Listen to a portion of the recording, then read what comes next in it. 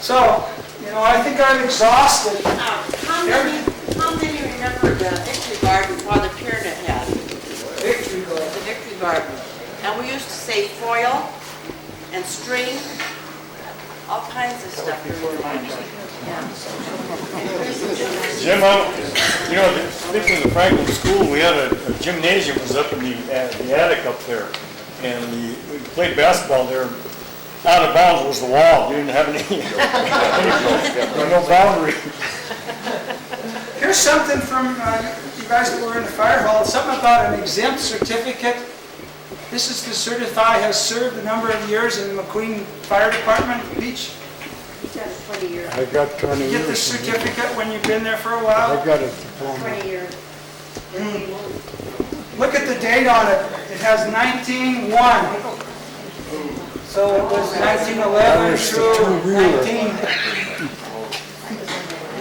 Has some stationery from the McQueen Volunteer Fire Department. That's when he had to climb the tower to hang the hoses. Well, anybody else has any other thoughts? Let's. You're the fifth person that mentioned this.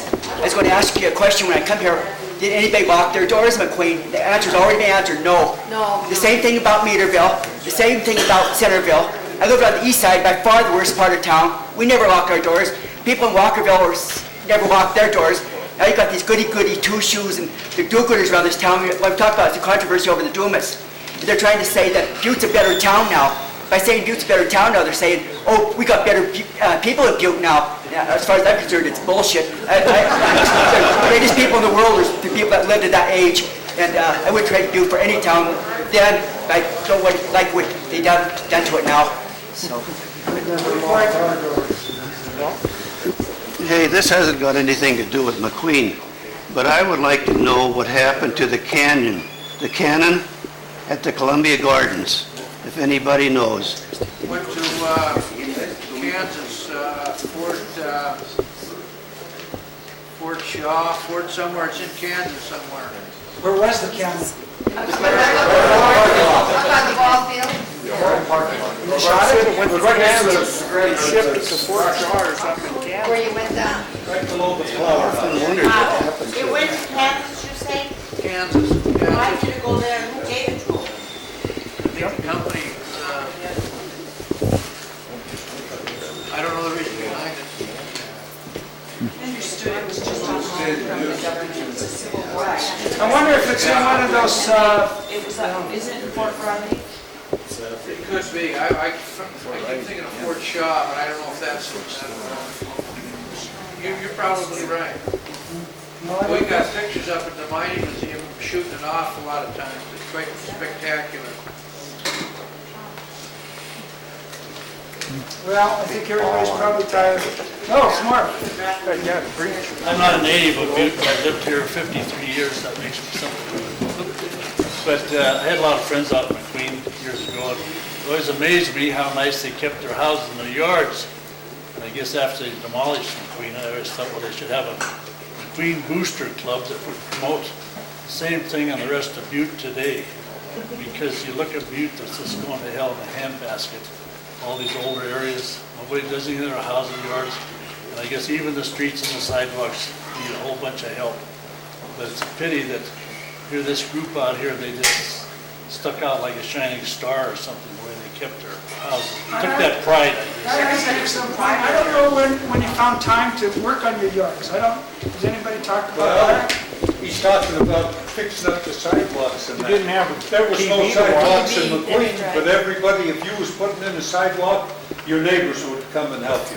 You'd go to your neighbors and you'd put in that, and sidewalks went in over the whole area, the Just same by that way. process, huh? Yeah. Or if you're putting the yard, same thing, I Same suspect. thing, you put up your fences and everything else. Yeah. And it was the same way if you were building. Somebody would be there to help you. The riprap. Jim, I would like to know what happened to all those pictures that were in the club of the children? Yeah. Where were the pictures? Where are they now? I mean, where were they? They were hanging on the walls. In McQueen? McQueen Club? McQueen, I don't know, does anybody know the answer to that question? What's that?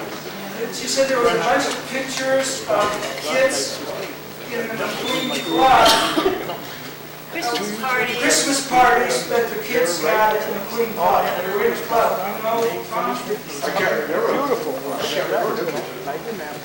Did they move the McQueen Club? No, they was go down. Or now?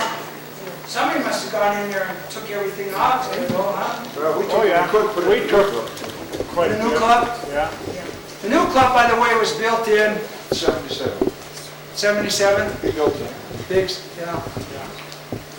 I thought that, you know, and We moved on my birthday, November the 18th, 1977. I often thought that a lot of this stuff that I've been able to put together should be put in the McQueen Club somewhere where people could look at it, you know? I saw the best picture I've ever seen, and I tend to exaggerate, up at Montana Tech. And big, you know what I'm talking about. I was Now, all ready to take it. this picture, I was all ready to take it, and you took it and put it in there. I heard. Rollo did that. I had it out of there before, and then this picture would cover that entire wall. Oh, it was big Merle. 13 feet high, 25 feet long. And it was, 3 houses in it. there's not much of McQueen in it left. 3 houses. Mine, Albert's, and the Peckrams. It was taken from the Lady of the Rockies in strips and then put on a piece of canvases and was in the Anaconda Company. And it was actually a picture of the pit and everything that was going on. But that should be put somewhere because it is, I was going to take it. yeah, you should have. We could still take it. Here, you've been over. It's only been unrolled twice in 15 years, so who missed it? But you know, if I was going to do anything, you mentioned about the yards and that, we should set up a museum for McQueen somewhere. And I always thought maybe the club would be the place to do it. Jim, I don't recognize faces, but I'd love to hear the names. Could we go around the room and say our names? Does that be all right? Mary Lou wanted to know if people would be willing to actually sort of tell who they are. Because I recognize most of them, but can we start here? Yeah, I'm Mike Burns, and I was raised on the west side, so I'm an outsider tonight. Steve Sorry. We live in Legs Artisan. Legs Orlich, there's another nickname, huh, for sure. Steve lived there. John Sarge, he just bought mom and dad's house in the same The house came from McQueen with Pat, that's Pat Sorge. And we moved it. Moved the house to the, Tom Holter, I live on 2200 Cottonwood. yeah. Dan Peinich, I live on 2205 Willow. 2205 Willow. Now, 2208 Willow, Al Peinich. Jim, if you want to go down a little bit. David. Jim Daly, I lived at 2178 Cottonwood in the 60s. I married Patrice and I lived at 2205. Our house was 2215 Willow. Willow, 2205 U Street is married. And Mrs. Mitchell here. Gwen Mitchell. I lived at 2217 Oak Street and taught children in Franklin School for 28 years. How many here? Yeah, this teacher. How many have where was in the Neighbor, but not his teacher. Okay. Yeah, my name is Jim Orr. My dad and his family were raised on Cottonwood Street, 2216. This is my wife, Carol. I'm a transplant. Peter Patrice, 2205, you, born in 59 Atlantic Street, Meadville. Freddie's up there, John. Fred Malisich, 2216 Willow. I got it here. Yeah, I think we'll go across that way then, huh? Go ahead, George. I'm not a native, I'm just... George Cadillac, and he's just here to listen, but he's nice to have him. Big Strovic, 2219 Oak, next door to Gwen. Chaz Jeniker, 2303 Cottonwood Street. Jim moved across the street from us. Right. I'm Jack Shirk, I'm here with my folks. Mark and Vic. Mark and Victoria, we were McQueen 68 years when we moved up. 68. What was the address, Mark? 20, 2102 Leatherwood. We were right on the corner of the I should ask you your phone number. I sort of remember mine, I just happen to, I have a book here. with all the numbers. Dan? Yeah, Peter's my dad and grandmother lived on Oak Street.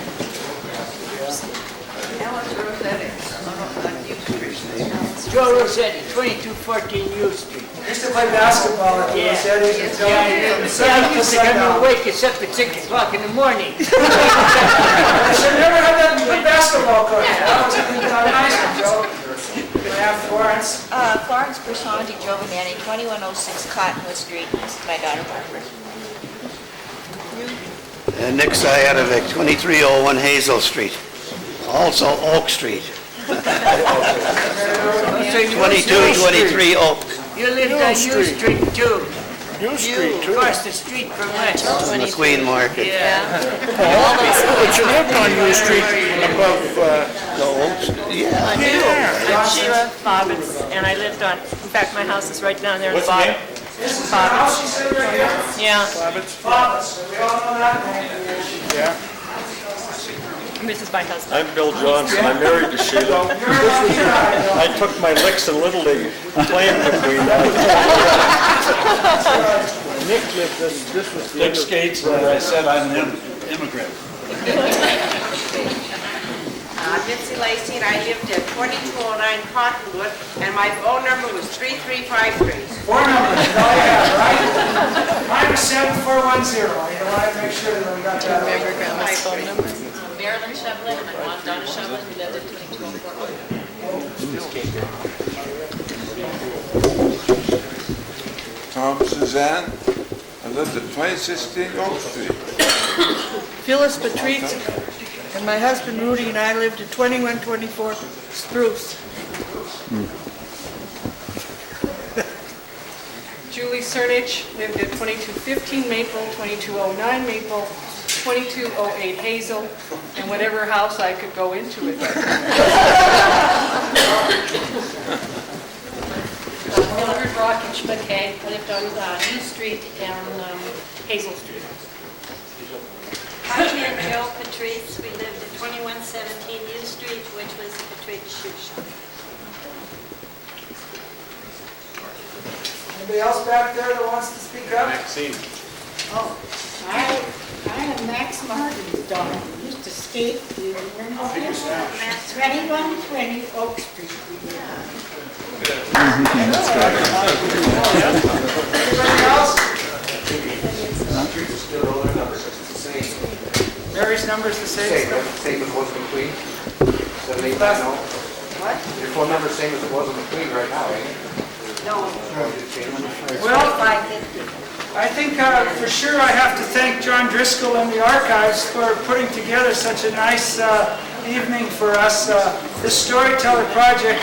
By the way, I don't know if this would be available, John, but I know I thoroughly enjoyed the Meadville one, and I assume that this will end up on tape too. Right. And I suppose if people wanted a copy, how could they get that, John? Why don't you, there's an address there in that newsletter. I'm not sure, I think it's the Historical Society address. Just drop us a note and we'll figure out how to get one to you. Okay?